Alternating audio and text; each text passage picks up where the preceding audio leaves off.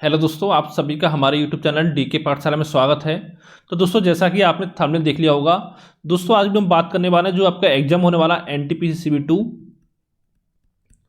कि उसके लिए आपको रीजनिंग की तैयारी कैसे करनी है। जिससे कि आपका दोस्तों कम से कम आपको अपनी रीजनिंग में 35 में से 30 क्वेश्चन का आपको टारगेट लेके चलना है कि 30 क्वेश्चन कम से कम आपको सही करने हैं रीजनिंग में। क्योंकि दोस्तों रीजनिंग वैसे बहुत आसान है, बस थोड़ा आपका प्रैक्टिस की बात होती है कि जितना आप प्रैक्टिस करोगे उतना आपके लिए अच्छा होगा। और पता होगा जो CB2 का आपका एग्जाम है ये आपका मई में होने वाला है। यानी कि अगर दोस्तों देखा जाए मोटा मोटा तो 45 से लेकर 50 दिन का समय आपके पास बचा हुआ है एग्जाम से पहले। तो हमको ये बात करेंगे कैसे तैयारी करनी है, कौन कौन से टॉपिक पर आपको फोकस करना है। तो चलिए शुरू करते हैं आज का वीडियो। तो दोस्तों पहले देखिए हम बात करते हैं सिलेबस के बारे में कि क्या क्या आपका कौन कौन से चैप्टर से आपके एग्जाम में क्वेश्चन पूछे जा सकते हैं। अगर दोस्तों बात करें नंबर सीरीज की तो दोस्तों यहाँ पर 3 से 4 क्वेश्चन आपके एग्जाम में पूछे जा सकते हैं। फिर कोडिंग डिकोडिंग तो 3 से 4 क्वेश्चन। और दोस्तों ये सारे चैप्टर जो आपके बहुत ही इंपॉर्टेंट हैं। फिर आती है आपकी एनालॉजी यानी कि सादृश्यता, जहाँ भी यार दोस्तों 3 से 4 क्वेश्चन आपके एग्जाम में पूछे जाएंगे। यहाँ पर दोस्तों क्या होता है, इसमें दोस्तों कई तरह के क्वेश्चन आपके पूछे जाते हैं। जैसे कुछ शब्द दे दिया आपका, ठीक है कि इसका संबंध पहले का संबंध दूसरे से है, तो बताओ तीसरे का संबंध आपका किससे होगा। और 4 ऑप्शन दे रखेंगे, उससे पूछना होता है, ठीक है। और क्लास में क्या होता है, आपको 4 दे रखेंगे, कौन इसमें से भिन्न है, कौन इसमें से आपका सबसे अलग है, विषम है, ये आपको छांटना पड़ता है। तो यहाँ से भी 1-2 क्वेश्चन आते हैं। और दूसरे चैप्टर जो आपका एनालॉजी क्रॉस क्लासिफिकेशन, यहाँ पर दोस्तों थोड़ा आपको जीएस की नॉलेज भी होनी चाहिए। जैसे कभी आपके 4 दे देगा जैसे आपको 4 स्थल दे देगा, ठीक है, भारत के विश्व के हों, इसमें से 3 आपके राजधानी होंगी किसी देश की, एक अलग होगा, शहर होगा, तो पूछ ले कौन सा इसमें से भिन्न है आपका। तो इस तरह से आपके पूछे जाते हैं। फिर अगला दोस्तों आपका ब्लड रिलेशन है, यानी कि रक्त संबंध, 2 से 3 क्वेश्चन आपके यहाँ पूछे जाएंगे। अगला दोस्तों आपका डायरेक्शन, तो 1 से 2 क्वेश्चन आपका डायरेक्शन से आ सकता है। फिर आपका मैथमेटिकल ऑपरेशन, तो यहाँ भी दोस्तों आपके 2 से 3 क्वेश्चन आपके एग्जाम में पूछे जाएंगे। तो दोस्तों इसमें होता क्या आपका, जैसे कि आपको दे कुछ आपका नंबर दे रखा है कि 5 भाग 4, ठीक है, गुणा गुणा 7, कुछ ही मान लो आप, माइनस के आपका 6 और प्लस के आपके 9। अब दोस्तों इसमें पूछेगा कि बराबर आपका 45 आ रहा है, तो इसमें कौन से चिन्ह चेंज करें या चिन्ह चेंज करने का, इस तरह से आपके क्वेश्चन एग्जाम में पूछे जाते हैं। ये आपका होगा मैथमेटिकल ऑपरेशन। और अगला दोस्तों आपका आता है सेटिंग अरेंजमेंट, तो 2 से 3 क्वेश्चन आपको यहाँ से पूछे जाते हैं। फिर पजल्स आता है आपका, 2 से 3 क्वेश्चन पजल से आ सकते हैं। और लॉजिकल रीजनिंग 4 से 5 क्वेश्चन आपके लॉजिकल रीजनिंग से आ सकते हैं एग्जाम में, आते हैं, ठीक है। जैसे कथन निष्कर्ष, कथन कारण, कथन तर्क, आपका कथन पूर्व धारणाएं। वैसे दोस्तों ये अब आपके आसान होते हैं, लेकिन थोड़ा आपका प्रैक्टिस करनी होती है इन चीज़ों की। जितना प्रैक्टिस करोगे उतना आपके लिए अच्छा रहेगा। और साथ दोस्तों एक चैप्टर आपका उसमें और आता है, वो दोस्तों आता है गणितीय संक्रियाएं।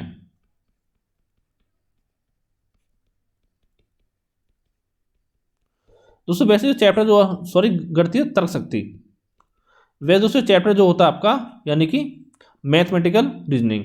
तो इसमें दोस्तों क्या होता है, चैप्टर दोस्तों होते हैं इसमें आपका मैथ से संबंधित क्वेश्चन आपके एग्जाम में पूछे जाते हैं। जैसे नंबर सिस्टम क्वेश्चन हो गए आपके, ठीक है, TSD के हो गए, और भी बहुत सारे आपके चैप्टर ऐसे हैं जिनसे आप क्वेश्चन बनते हैं। तो यहाँ से दोस्तों आपका 1 से 2 क्वेश्चन आपके एग्जाम में पूछ लिया जाता है। तो ये भी दोस्तों आपको तैयार करना है। और अगर दोस्तों आपका मैथ तैयार है तो फिर दोस्तों इस चैप्टर को पढ़ने की आपको कोई जरूरत नहीं पड़ेगी।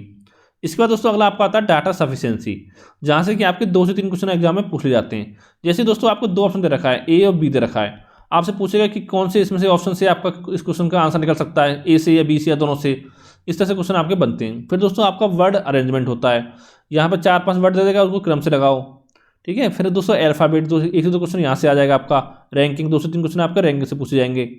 इसका दोस्तों आगे आपका आता है क्लॉक, कैलेंडर, डाइस, ठीक है। इनसे आप तीनों चैप्टर मिला के आपका 1 से 2 क्वेश्चन एग्जाम में पूछा जा सकता है। और फिर दोस्तों आपका आता है वेन डायग्राम, तो 1 से 2 क्वेश्चन आपका यहाँ से आ सकता है वेन डायग्राम से। और 2 से 3 क्वेश्चन आपका आ सकते हैं स्लोप से, यानी स्लोरिज्म, ठीक है। तो दोस्तों ये सारे चैप्टर आपको पढ़ने अगर आपको एग्जाम निकालना है तो। अब दोस्तों बच्चों का सवाल आता है कि सर कौन सी इसके लिए बुक पढ़ी जाए। तो दोस्तों वैसे मार्केट में बहुत सारी बुकें हैं, ठीक है। जैसे कि दोस्तों आपका अरिहंत पब्लिकेशन बुक हो गई, अरिहंत की होगी मास्टर रीजनिंग।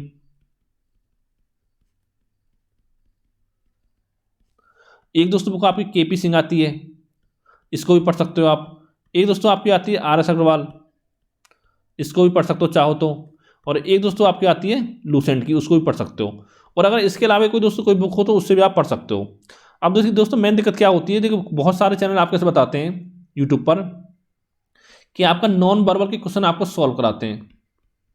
जैसे आप किसी के कोर्स लोगे तो वहाँ भी आपको नॉन वर्बल क्वेश्चन आपके सॉल्व कराए जाएंगे। जैसे इसमें आपकी 4 आकृति रखी होती हैं, ठीक है, उससे आपके क्वेश्चन बनते हैं।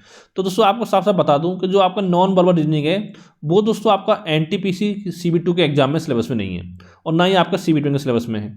आपने देखा होगा CB2 में जो पेपर हुआ था उसमें भी आपके क्वेश्चन यहाँ से नहीं बने थे, ठीक है, क्योंकि ये दोस्तों आपके सिलेबस में नहीं, तो इसलिए इस पर अपना समय बर्बाद आपको नहीं करना है। आप दोस्तों क्या पढ़ना है, एक तो पढ़ना दोस्तों आपको वर्बल रीजनिंग और एक दोस्तों पढ़ना है आपको लॉजिकल रीजनिंग। तो दोस्तों इन चारों में से जो बुक आप पढ़ना चाहते हो उस बुक से आप पढ़ सकते हो, ठीक है। मैं साथ दोस्तों आपसे बोलना चाहूँगा जितना आप प्रैक्टिस करोगे रीजनिंग के लिए उतना अच्छा है। कम से कम आपको 2 घंटे तो कम से कम डेली रीजनिंग पढ़ना चाहिए, ठीक है, क्योंकि रीजनिंग सबको आसान लगती है और ज़्यादा आपको फॉर्मूले भी याद नहीं रखने होते इसमें, बस आपको बेसिक मेथड आना चाहिए तो इसके क्वेश्चन आपके सॉल्व हो जाते हैं। और साथ में बात होती है स्पीड की, और दोस्तों स्पीड जो आपकी तभी आती है जब दोस्तों जितना आप प्रैक्टिस करोगे उतनी ज़्यादा स्पीड आपकी बढ़ती जाएगी। जैसे मान लो कोई क्वेश्चन है, आप उसको पहली बार सॉल्व करोगे टाइम ज़्यादा लगेगा, अगर उसी क्वेश्चन को 10 बार सॉल्व करोगे तो उस टाइप क्वेश्चन को सॉल्व करने में आपको सेकंडों का समय लगेगा, ठीक है। ये काम आपको करना है। और साथ दोस्तों इतना करने के बाद इनमें कोई भी आप एक बुक पढ़ सकते हो जो आपकी इच्छा हो।